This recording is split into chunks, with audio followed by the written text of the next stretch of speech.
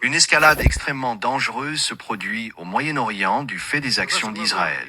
Elle requiert l'attention immédiate du Conseil. Nous exprimons notre reconnaissance à la présidence guyanaise du Conseil pour la convocation rapide de cette réunion.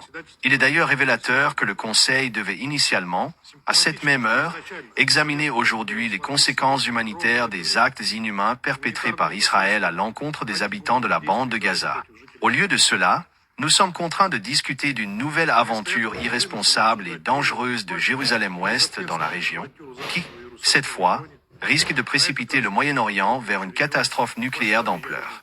Dans la nuit du 13 juin, Israël a lancé une série de frappes massives contre le territoire de la République islamique d'Iran. Des villes endormies, des infrastructures civiles et des installations nucléaires pacifiques pourtant placées sous garantie de l'Agence internationale de l'énergie atomique ont été visés. Les intervenants ont évoqué les pertes civiles résultant de ces attaques. Il s'agit là d'une attaque non provoquée, quelles que soient les affirmations d'Israël, constituant une grave violation de la Charte des Nations Unies et des normes du droit international. Il semble qu'Israël se considère comme libre d'agir à sa guise dans la région, estimant même pouvoir bafouer tous les fondements juridiques existants et se substituer à toutes les institutions internationales, y compris le Conseil de sécurité et l'AIEA. La Fédération de Russie condamne fermement cette opération lancée par Jérusalem-Ouest. Ces aventures militaires poussent la région au bord d'un conflit de grande envergure. La responsabilité de toutes les conséquences incombe pleinement aux autorités israéliennes ainsi qu'à ceux qui les soutiennent. Nous sommes particulièrement préoccupés par les potentielles conséquences radiologiques résultant des frappes visant des installations nucléaires. Notre pays alerte depuis de nombreuses années sur l'inadmissibilité d'un règlement par la force des questions entourant le programme nucléaire iranien. Une telle voie risquerait d'engendrer des conséquences désastreuses non seulement pour le Moyen-Orient, mais pour le monde entier.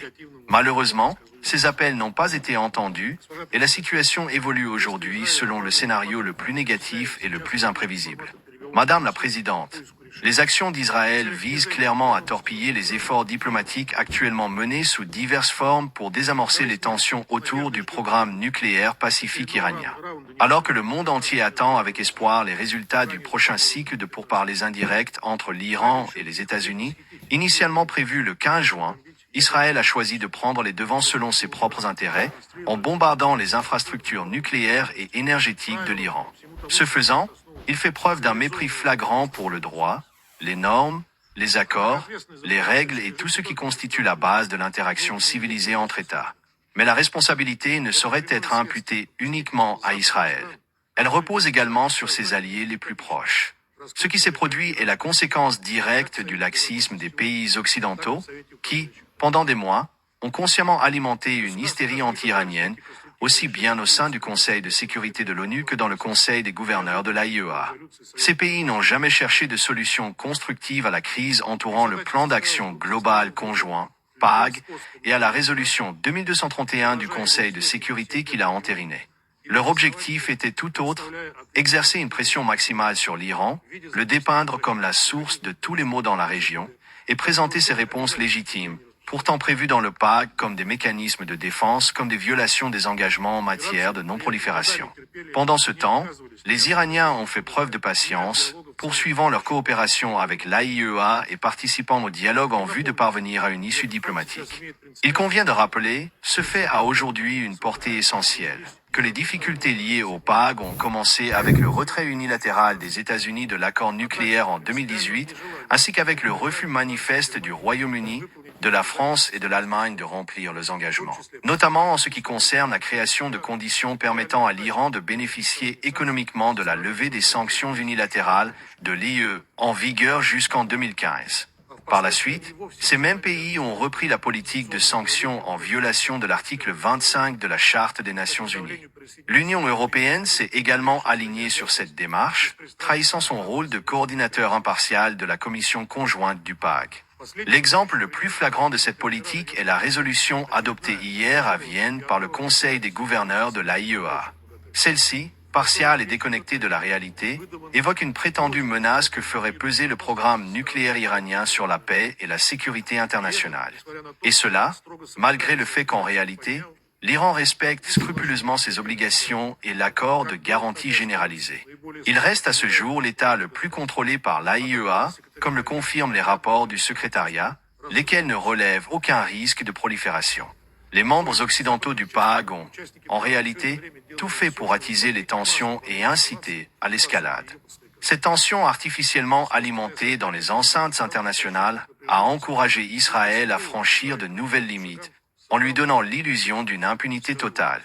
Dans le contexte des frappes israéliennes, nous notons avec une attention particulière les informations relayées par les médias faisant état d'une probable coordination entre Israël et les services de renseignement britanniques, lesquels auraient ensuite permis à l'aviation israélienne impliquée dans l'opération de se replier sur leur base à Chypre. Nous avons également relevé les déclarations d'Israël selon lesquelles l'Allemagne, membre du PAG, ainsi que l'Italie, auraient été prévenus en amont. Il est aussi avéré que nos collègues américains avaient été informés des frappes. La France, qui en avait manifestement connaissance, les a également soutenus. Nous ne serions donc pas étonnés si les membres de ce groupe de pays amis se mettaient bientôt à condamner à l'unisson l'Iran pour les mesures de riposte qu'il prendra dans le strict respect de l'article 51 de la Charte des Nations Unies. Nous suivons avec la plus grande attention les actions de l'AIEA dans ce contexte, d'autant que la sécurité et la vie même de ses employés ont été mises en danger à la suite de cette aventure militaire israélienne. Nous comptons sur le directeur général de l'agence pour fournir des évaluations subjectives de la situation, y compris en ce qui concerne les éventuelles conséquences radiologiques. Madame la Présidente, les attaques non provoquées sur le territoire souverain de l'Iran, les frappes délibérées sur des installations nucléaires pacifiques, ne sauraient être justifiées d'aucune manière.